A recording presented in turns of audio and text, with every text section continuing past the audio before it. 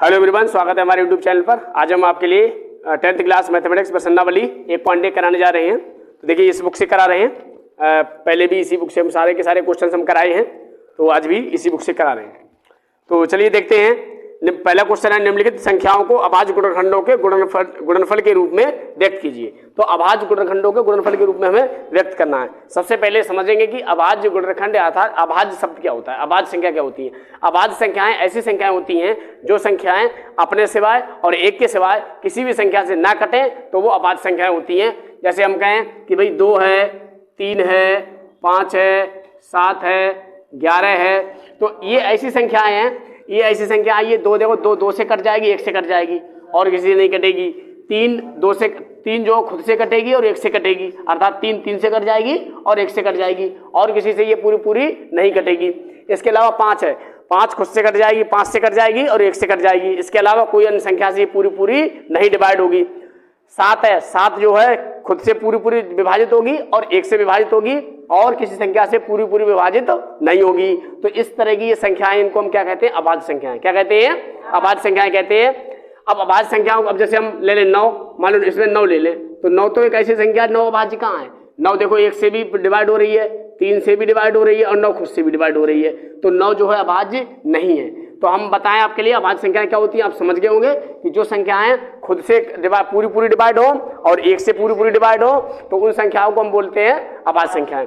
तो आइए अब हम देखते हैं पहले क्वेश्चन में। हमें इस प्रश्न में दिए गए प्रश्न में क्या करना है कि अब संख्याओं को अभाज्य गुणनखंडों के गुणनफल के रूप में व्यक्त करना है। जैसे हम देखते हैं, पहला है 140। तो 140 को हम अभाज्य गुणनखंडों के गुणनफल के रूप में व्यक्त करेंगे। तो आइए हम देखते हैं किस तरह से करेंगे। तो सबसे पहले देखो 140 के गुणनखंड करो। देखो, अभाज्य गुणनखंडों के गुणनफल के रूप में हमें व्यक्त करने से मतलब ये है कि हम इनको अभाज्य संख्याओं से पूरा पहले डिवाइड करेंगे। तो आइए देखते हैं। सबसे छोटी अभाज्य संख्या 2 होती है, तो सबसे पहले 2 से काटो। इसके लिए क्या 2 से ही कटेगी, 2 से ही कट जाएगी। 2 सत्ते 14, 0 का 0 आ जाएगा यहाँ पर। फिर देखिए 2 एकम 2, 2 दूनी 2 तिया 6, इधर 1 बचेगा, इधर 10 बन जाएगा और 2 पंजे 10। अब ये 2 से कटेगा नहीं कटेगा, तो अब किससे डिवाइड करेंगे? अब हम 5 से करेंगे। 5 सत्ते 35। देखो उसके बाद किससे कटेगा? ये 7 से करेगा। तो ये 2 हो या 5 हो या 7 हो, ये क्या है? ये अभाज्य गुणनखंड, ये अभाज्य संख्याएं ही तो हैं। ये क्या है? अभाज्य संख्याएं हैं। अब इनके गुणनफल के रूप में हम कैसे लिखेंगे? तो हम इसको लिखेंगे, लिख सकते हैं कि 140 बराबर 2 की घात 2 आई है, 2 की घात 2, 2 बार आया है। या ऐसे भी लिख लो, चाहे इसको अगर ऐसे ना लिखो तो आप ऐसे लिख लो, 2 गुणा 2 गुणा 5 गुणा 7। अब कहीं अगर ऐसा लिखा मिल जाएगी 2 की घात 2, तो भी आपको टेंशन नहीं लेनी है, ठीक है। और आप ऐसे चाहो ऐसे लिख लो, सही रूप में आपको इस तरह से लिखना है। तो ये क्या हो गया? इस संख्या का अभाज्य संख्याओं के गुणनफल के रूप में निरूपण इसका हो गया, ठीक है। आप लोग नोट करना चाहे नोट कर लें, ठीक है। और इस तरह से आप इस क्वेश्चन को इस तरह से सॉल्व कर सकते हैं।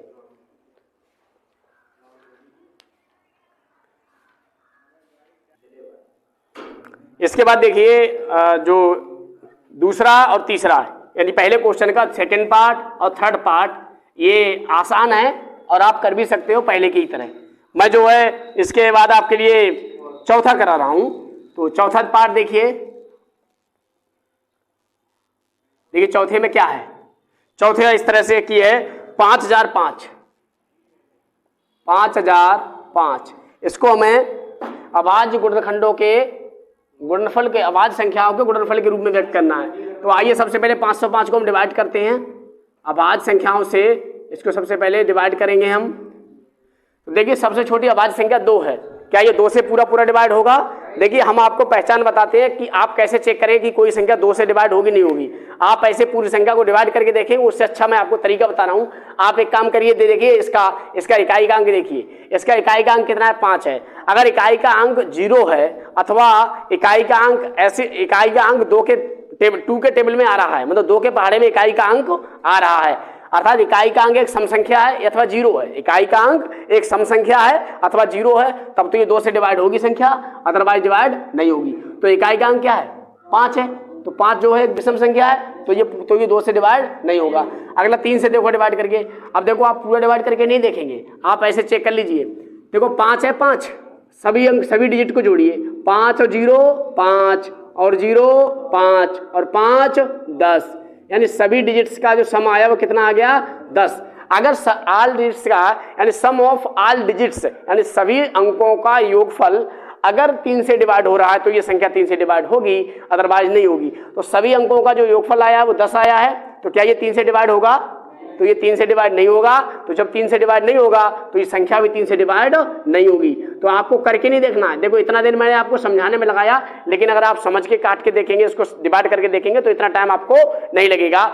अगला देखें 4 से। देखो 4 एक अभाज्य संख्या ही नहीं है, हम अभाज्य संख्याओं से डिवाइड करके इसको देखेंगे। 4 से डिवाइड करके हम नहीं देखेंगे, क्यों? क्योंकि 4 एक अभाज्य संख्या ही नहीं है। अगली अभाज्य संख्या कौन सी आती है? 5 आती है। 5 से डिवाइड करके देखिए, कोई भी संख्या 5 से तभी डिवाइड होगी, केवल और केवल तभी डिवाइड होगी जब उसका इकाई अंक या तो 5 हो या 0 हो। तो क्या इसका इकाई अंक 5 है? तो जी, तो ये 5 से डिवाइड हो जाएगी पूरी। तो ये संख्या 5 से 5 है कम, 0 का 0, 0 का 0, 5 है कम 5, 1001 आ गया ये। अब देखिए, अब ये देखो इसका इकाई अंक 5 है। अब देखो 2 से कटेगी, ये 2 से पूरी डिवाइड नहीं होगी, क्योंकि हम पहले ही चेक करके देख चुके हैं। 3 से भी नहीं होगी, अब 5 से भी नहीं होगी। अब 7 से डिवाइड करके देख लो, क्या 7 से होगी? नहीं होगी। तो 7 से विभाज्यता का नियम है, लेकिन वो थोड़ा लेंदी है, इसलिए हम इसको नहीं बताएंगे। इसलिए आप क्या करें, अब 7 से ऐसे ही काट के देख लें।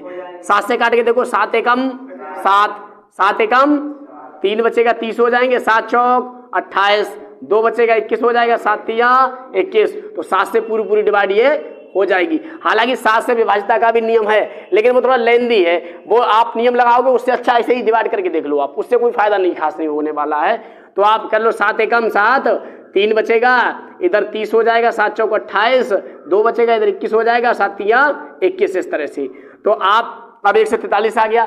अब देखिए फिर देखो 7 से काट के देखो, 7 से कम 7, ये नहीं कटेगा 7 से। अब आप 7 के बाद अब अगली अभाज्य संख्या कौन सी आती है? 7 के बाद अगली अभाज्य संख्या 9 का अभाज्य है। अगली अभाज्य संख्या कौन सी है? 11। 9 को अभाज्य बताओगे तो बहुत गड़बड़ हो जाएगा, ठीक है। अगली अभाज्य संख्या है 11, तो 11 से डिवाइड करके देख लो। अब 11 से विभाज्यता का आपको नियम हम बताते हैं। आप क्या करो, पहला और तीसरे को जोड़ के देख लो, तो कितना हो रहा है? 3 और 1 4। और दूसरे और चौथे को जोड़ के देख लो, लेकिन चौथा इसमें है ही ना, तो केवल दूसरा है। तो दूसरा कितना है? 4। दोनों को आपस में घटाओ, अगर घटाने पे 0 आ रहा है, यानी सम ऑफ ऑल जो भी सम संख्या, मतलब जो भी सम स्थानों पर जो अंक हैं वो और विषम स्थानों पर अंक हैं वो, उन दोनों को जोड़ो और उन दोनों को घटाओ, और घटाने पे या तो 0 आ जाए या फिर ऐसी संख्या आ जाए जो 11 के टेबल में आती हो, 11 के पहाड़े में आती हो, या 11 का गुणज हो, तो तब तो ये 11 से कटेगी, अदरवाइज 11 से नहीं कटेगी। तो देखो इनको घटाने पे हमने चेक किया तो 0 आ रहा है, तो ये 11 से पूरी कट जाएगी। तो चेक कर देख लो, 11 से काटे देखो, तो 11 एकम 3 बचेगा, 33 हो जाएगा। 11 तिया 33। अब देखो 13 से कट जाएगी, दिखाई दे रही है। 13 एकम 13, तो इसका अभाज्य गुणनखंडों के अभाज्य संख्याओं गुणनफल के रूप में निरूपण इस तरह से हो जाएगा। 5005 बराबर हो जाएगा 5 गुणा 7 गुणा 11 गुणा 13। इस तरह से आप इसका निरूपण कर सकते हैं। आप चाहे इसको नोट कर लें या स्क्रीनशॉट